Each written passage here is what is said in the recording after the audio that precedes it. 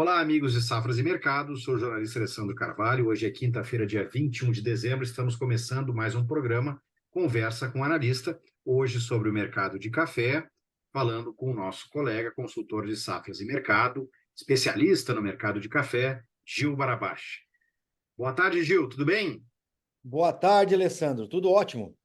Bom, vamos ao nosso último Conversa com o Analista sobre café de 2023. Então, a gente tem o desafio de apresentar aí uma retrospectiva do ano e já uma perspectiva de como a gente imagina que vai ser o ano de 2024 no mercado de café. Mas antes, eu digo para você, inscreva-se no nosso canal Safras TV, ative as notificações, deixe seu comentário, seu like, que a gente responde para você. E em safras.com.br, conheça a plataforma Safras, o trabalho do Gil está todo lá de consultoria, nossos outros consultores, nossa agência de notícias, tudo que você precisa de informações para o agronegócio, lá está, safras.com.br, na plataforma Safras, inclusive o Gil vai compartilhar já neste momento o gráfico do café para março, café arábica para março, na Bolsa de Nova York. A gente tem aí toda essa loucura que foi o ano de 2023 no mercado, com momentos de baixas expressivas, momentos de altas expressivas, mas, Gil, um ano positivo para o produtor e terminando num dezembro aí em que o mercado chegou a superar até a linha de $2 por libra-peso em Nova York. É verdade, Alessandro. A gente teve aí um ano de muita volatilidade nos preços do café, no mercado internacional. A gente teve aí o mercado por duas vezes, ele testou um fundo de 145 centavos, depois também ele foi buscar a linha dos $2 por bushel. Então, enfim, você teve uma amplitude muito grande desse movimento de preço, num ano que era um ano de transição, né? Um ano de transição que a gente veio de 2 anos de safra baixa no Brasil. Esse ano de 2023 era esse ano de transição para vir para uma safra cheia. Esperava aí um comportamento do preço mais linear, mais calmo, e não foi isso que a gente viu, não. A gente viu muita volatilidade, amplitudes, né, em momentos aí de intensidade grande, de alta, e outros de queda abrupta nas cotações, mas, no geral, como se falou, o resultado final é um resultado de ganhos para o café no mercado internacional, né? Ele acumula aí, do começo do ano até agora, aí, cerca de 15% de valorização, o que dentro desse cenário que esperava de crescimento na produção do Brasil, de maior oferta mundial de café, um ganho de 15% realmente é até surpreendente. Viu? Se a gente pudesse pontuar aí no momento que o mercado caiu, o que gerava essa baixa? E no momento em que o mercado reagiu, né, agora principalmente nessa puxada para cima de final de ano, o que promoveu esse movimento positivo? Quais seriam aí os fatores que pesaram quando o mercado cedeu e que sustentaram tanto aí quando o mercado reagiu bem? Olha, Alessandro, a gente pode, tanto na queda como na alta, o mercado de café se apegou em duas variáveis. Uma variável financeira, e nessa variável financeira está no radar a questão de mudança de comportamento do Fed em relação ao ciclo de juros nos Estados Unidos. Então, em momentos de queda acentuada, foi momentos em que você tinha um cenário financeiro ruim. Então, o preço caiu. Paralelamente, também, em momentos de alta, você teve o apoio financeiro. Então, quer dizer, você teve um otimismo financeiro e isso ajudou. Então, uma queda muito acentuada nos preços e a alta acentuada dos preços, ela teve esse suporte financeiro, né? Basicamente, aí, essa leitura em relação à mudança de comportamento do Fed em relação à questão do ciclo de juros nos Estados Unidos. E um outro fator também que, sem dúvida, que mexeu foi a questão de clima. Porque, como eu falei, a gente estava numa transição. A gente estava saindo de 3 anos de laninha, que vinha prejudicando a produção, não só do Brasil, mas também na América Central, principalmente da Colômbia, e viemos para um ano, já imediatamente para um ano de laninha, não teve aquele período de neutralidade, né? Então, se saiu já veio para El Ninho, perdão. Então, a gente saiu do laninha e veio direto para o El Ninho. Isso também contribuiu por uma instabilidade climática, que também ajudou, em certo momento, para alta e outro para baixa dos preços. Então, eu diria que a queda no preço, a maior queda no preço durante o ano foi na entrada da safra do Brasil, que se confirmou uma safra maior que dos últimos anos. E depois a alta, ela pegou carona num financeiro, né, na questão aí desse financeiro internacional, a questão dos certificados também na Bolsa de Nova York foi outro fator que deu suporte para os preços, a questão da guerra, né, a guerra no Oriente Médio aí também gerou estresse, ajudou o preço do petróleo e de uma forma indireta também deu suporte para os preços do café, e a questão climática agora do final do ano, né? Esse El Ninho, né? O El Ninho que se esperava moderado, ele tem episódios de El Ninho intenso, isso aí gera um ambiente de incerteza para a produção do Brasil e já promoveu o quê? Perdas na produção de robusta do Vietnã. Então, isso tudo ajudou a entender essa alta nos preços que a gente viu no final do ano. Maravilha, Gil. Agora vem aquela coisa que a gente tem que, feita aí no nosso comentário, uma retrospectiva do ano de 2023, o que a gente pode projetar para 24? A gente teve aí agora, inclusive foi divulgado ontem, né, o relatório semestral do Departamento Norte-Americano de Agricultura, que entre os dados interessantes e importantes que sempre divulga, né, revisou para baixo tanto a safra mundial 22-23 quanto a safra mundial 23-24, sendo que a safra 23-24 o departamento colocou os estoques finais mais baixos em 12 anos, né? Então, Gil, colocando tudo isso aí na balança, como é que a gente pode imaginar o 2024, sabendo que os olhares vão seguir para o clima no Brasil, para o período de granação aí em janeiro, que define boa parte aí a safra brasileira, mas como é que tu imagina esse começo, pelo menos, de 24? Só para citar um pouco esses números do Departamento de Agricultura dos Estados Unidos, ele amarrou uma ideia que já vem sendo desenhada no mercado há um tempo, que é o quê? Um recuo na produção, principalmente de robusta, né? Você teve um aumento de arábica esse ano no mundo, puxado pela safra brasileira de arábica maior, mas a safra de robusta ela ficou menor por conta dos problemas na Ásia em função de seca e perda de produtividade. Então, esperava que Vietnã viria com uma safra acima de 31 milhões de sacas, e não veio, foi corrigido para baixo em função dos problemas de produtividade. Isso ele trouxe, né, era um desenho que já estava ali já no mercado, o mercado inclusive já tinha precificado isso na curva de preço e serve aí de suporte para esse movimento que a gente está vendo aí na curva, mas o relatório do uso daí veio amarrar.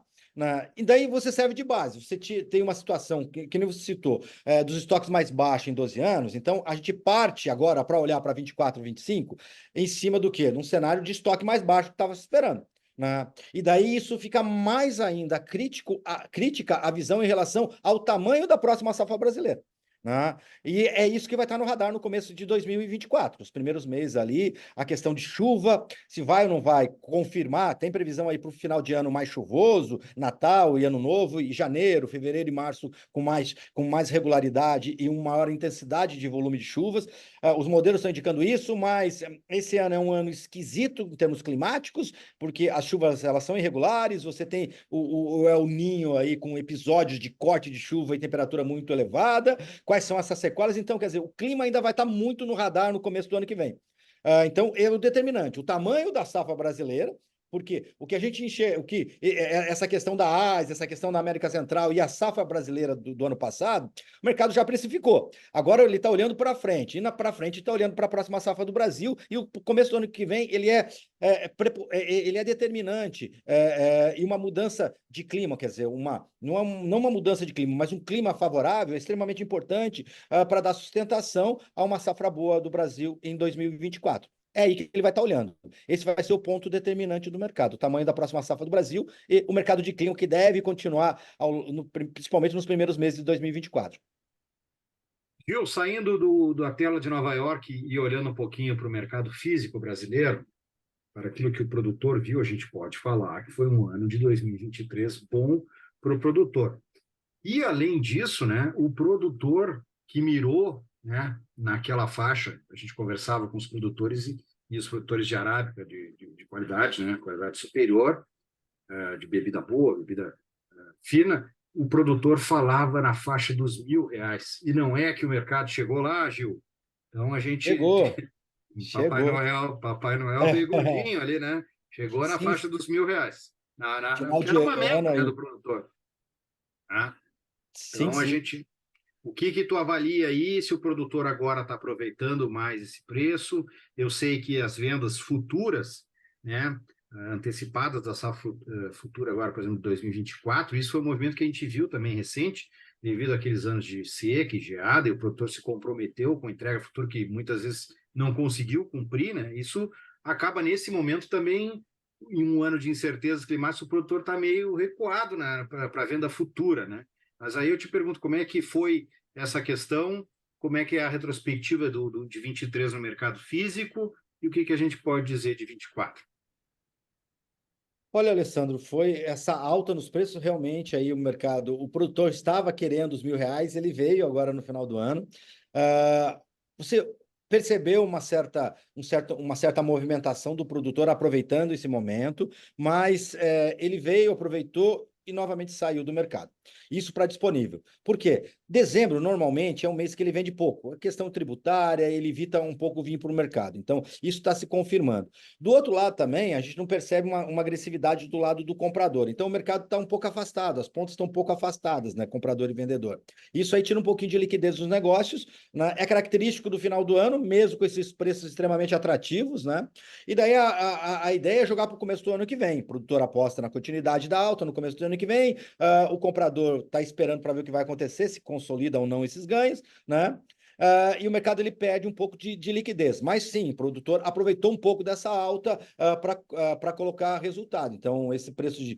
Quando chegou próximo dos R$ 1.000 ou superou a linha dos R$ 1.000, a gente viu um pouquinho mais de presença de venda. Já em relação à safra nova, o que a gente está percebendo? Que o fluxo de vendas está baixo. Então, muito por aquele histórico anterior que do produtor ter feito posição e o mercado ter subido, né? Você olha para essa questão climática, isso aí também deixa ele com o pé atrás, né? E um outro fator é que a diferença do preço de safra nova para o preço de disponível, ele não está tão grande, né? Isso também afasta um pouco o vendedor. Normalmente ele gosta de que ter uma ideia de que vender safra futura com preço mais alto do que ele está tendo no disponível, né? Só que o mercado não está possibilitando isso, porque lá em Nova York ele está invertido. O que quer dizer que ele está invertido? Que os contratos para frente, maio, julho, setembro, estão mais baixos que o contrato março, que é o que precifica o spot, né? O disponível. Então, isso aí também contribui para você andar menos em relação ao fluxo de venda. Todo aquele histórico anterior, a questão da incerteza climática e também esse preço que ele não considera tão atrativo porque o preço de safra futura não está tão diferente do preço do disponível. Então, está desse jeito. Ele olha, ele enxerga uma oportunidade de venda, mas o fluxo ele não condiz com essa oportunidade que ele está enxergando, tanto no disponível como principalmente em relação à safra futura. E o que a gente pode, para encerrar o nosso bate-papo, Gil, dizer para o produtor aí nesse sentido de dica, de estratégia para o começo de 24, né? E tu já colocou a perspectiva para o começo no mercado internacional e, de certa forma, o mercado físico seguia por isso, então a gente imagina que vai acompanhar. E, diante disso, o que a gente pode colocar para o produtor aí como estratégia? Agora, esse período é lento mesmo, de final de ano, né? Por várias questões, né? Pessoal, muitas empresas já fechadas, enfim, a gente tem um mercado bem lento agora nesse período de festa de final de ano, mas o 2024 é logo ali e o produtor vai ter que começar a olhar e ver o que pode fazer adiante. Qual é a tua dica? Olha, Alessandro, eu diria para ele o seguinte: dois pontos. Primeiro, ele não olhar para preço, olhar para margem, ou seja, ele principalmente isso com safra de 2024, a safra nova, né? Que ele está com pouco volume de comprometimento. Ele pensar em margem e não pensar em preço unicamente, né? Daí ele vai conseguir entender um pouco mais as oportunidades que o mercado está oferecendo, né? Porque a relação de troca ela melhorou do ano passado para esse ano. Isso aí deve ter um impacto em relação não total, porque você tem outros custos, mas de certa forma mexe ali com a linha de custos e você consegue, com a diferença entre custo e receita-preço, ele enxergar ali a margem, que é o que realmente importa na tomada de decisão, que é o que fica no bolso dele. Ele pensar dessa forma. E gerindo oportunidades, né? Então, eu acho que essa puxada do preço é interessante ele trazer um pouco desse resultado. Ele já fez ali, finalzinho de novembro, comecinho de dezembro, ele fez alguma coisa, né? Ficar olhando e monitorando para ver se o mercado oferece de novo no começo do ano que vem, e daí ele vai diluindo essas apostas. né? O radar é climático, o radar é em relação à safra de 2024, mas a ideia é que a gente tenha ainda um 2024, pelo menos no início, ainda bastante volátil por conta do clima, né? Ele perceber que uma mudança positiva no clima, isso pode tirar preço dele de Nova York e preço aqui do mercado interno, e também tem a questão da volatilidade cambial, financeiro, que também deve ser pouco mais estressado nesse começo de ano aí, em cima de sinais ou sinais mais claros ou menos claros em relação à política monetária do Fed. Então, ele prestar atenção nessas volatilidades financeira e fundamental, no clima e diluindo as apostas deles para ficar menos exposto na entrada da safra do que ele ficou esse ano. Esse ano que passou, ele vendeu muito do café dele na entrada da safra. E daí, como a gente viu no gráfico, foi onde o preço do café atingiu um dos seus piores patamares ao longo do ano. Então, ele evitar essa exposição na entrada da safra, para ele, é importante, eu acho uma estratégia interessante dele adotar. Gil, excelente, mais um bate-papo bacana. Te agradeço muito, obrigado pela parceria.